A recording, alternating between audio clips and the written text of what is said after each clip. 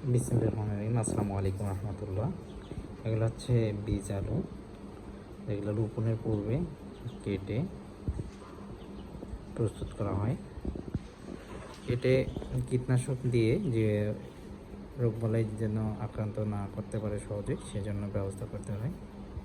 তার জন্য শুকানোর ব্যবস্থা করা হয়েছে ফ্যান দিয়ে। এটা হচ্ছে একটা ঘরে, আরও দেখাচ্ছি আপনাদেরকে। এই যে এগুলো কীটনাশক মাত্র প্রয়োগ করা হলো রোপণের পূর্ব প্রস্তুতি।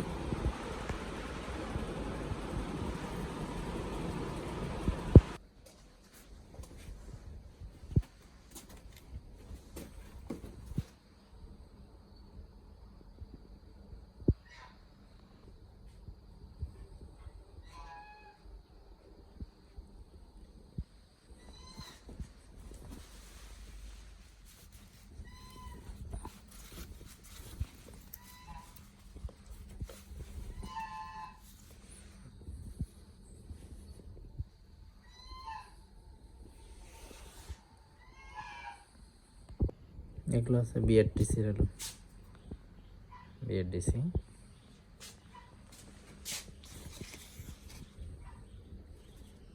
বাংলাদেশ কৃষি উন্নয়ন কর্পোরেশন প্রত্যয়িত বীজ।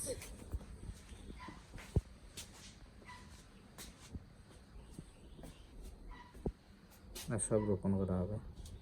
এখানে রাখা আছে, ঘরে আছে। এই সার যেগুলো প্রয়োগ করা হবে, এগুলো সার এটা সব একদিনে জমিতে প্রয়োগ করা হবে। এই জিপ সার, টিএসপি, ডিএমএপি, এটা সবই জমির জন্য নিয়ে আসা হয়েছে।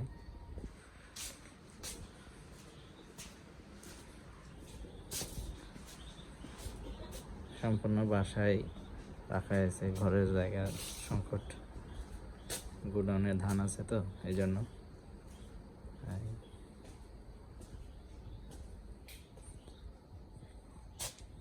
এতগুলো আলুর জন্য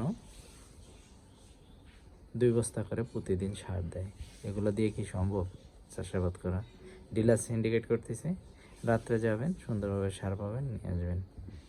আজকে 50,000 টাকার সার নিয়ে আসলাম, আরও আগে নিয়ে আসা আছে। তো এভাবে কি একজন কৃষকের পক্ষে চাষাবাদ করা সম্ভব? সে চাষের পূর্ব প্রস্তুতি নিবে না সার সংগ্রহ করবে?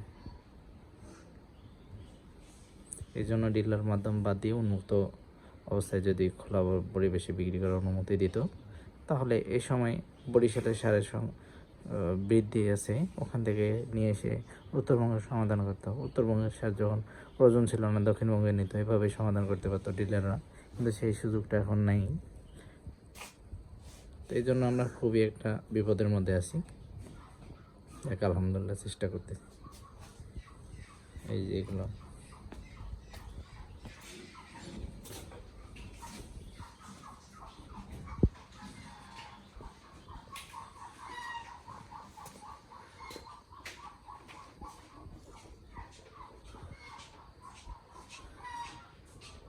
আসসালামু আলাইকুম রহমতুল্লাহ।